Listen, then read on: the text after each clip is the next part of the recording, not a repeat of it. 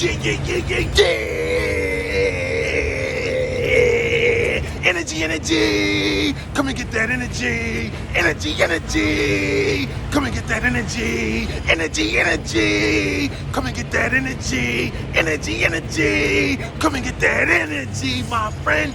This is the most amazing day you'll ever see, my friend. But guess what? You won't feel the full impact of it until you're bold enough to get out in it and be a little vulnerable, my friend. See, covering and trying to hide, yeah, you block certain things that may upset and disappoint you or tap into old trauma. But guess what else you block? You block the very blessings from coming in that can heal you, my friend. So yeah, it's a little scary, but be vulnerable, my friend. Don't cheat yourself of the best life that you could possibly have. So you gotta get your energy up.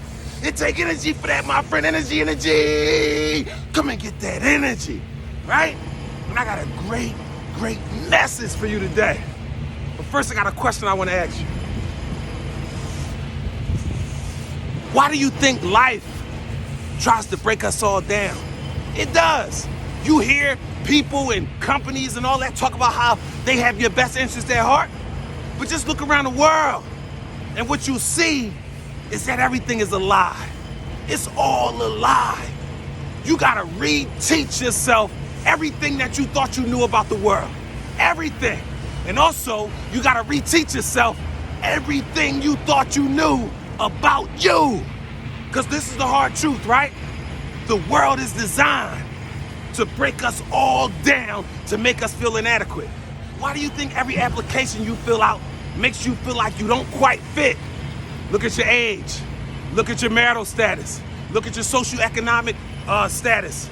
Look at God forbid you got a felony, don't you forget about that felony.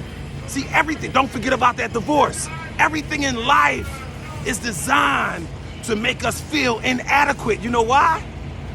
So then you'll look around at something that is adequate, something that life promotes as official, as authentic, like Amazon or Target. So now what you do, because you don't feel adequate, you want to attach yourself to something that is adequate. Everybody want to be a part of a winner, so they promote these companies and all this other stuff. So you want to attach yourself to that so-called winner, but look what you lose. You lose your identity, my friend.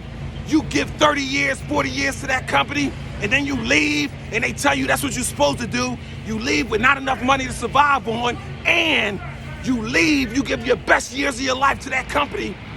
You give your purpose, you align with that company's purpose, and you let yours fall aside, right? That's not it, my friend. You gotta relearn, you gotta unlearn all that you thought about you, all the stuff people talked about you, and you gotta relearn who you are. Because I'm here to tell you who you are, my friend. You gotta feel amazing. You gotta feel like you can lift up the world, because that's how I feel, and I'm no different than you, right? So here's the thing. You gotta believe in your greatness. You gotta believe in it. Here's the thing, right? See, you were definitely born to be great. I mean, just imagine, God took you directly from himself. You are created in the image and in the likeness of God. You are beautifully and wonderfully made, right? So you were born to be great, right?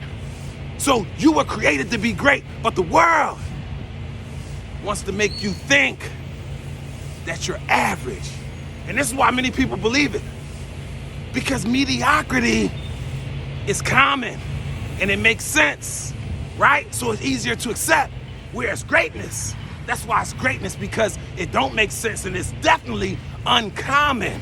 So again, it definitely don't make sense. So that's why it's easier to accept mediocrity. But you were born to be great, my friend, and you gotta hold on to that. And here's 3 reasons why you gotta always strive for greatness. Number 1, never forget this, right? See, greatness is intentional. So you know what that means? If you don't desire to be it, then unfortunately, you won't become it. It's intentional, my friend. It's no luck. It's no coincidence. You set your mind to definite chief aim, that that's what I want, and you go out and get it. That's how it happens, my friend. And then number 2, here's the thing. See, greatness It's being bold enough, right? To accept, embrace, and develop the uniqueness about you, right? And then give it out to the world. That's what greatness is, right? And then number 3, you gotta develop a greatness mindset. A mind bold enough to believe, right?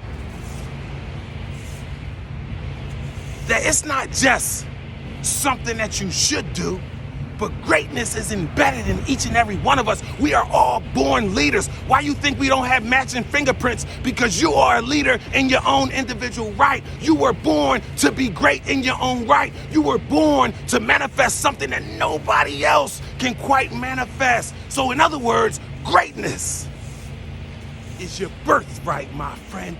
It's not just your birthright, but it's your assignment. It's your responsibility to go out and maximize your potential, align with your best self, be motivated to achieve your purpose, and put yourself in position to heal.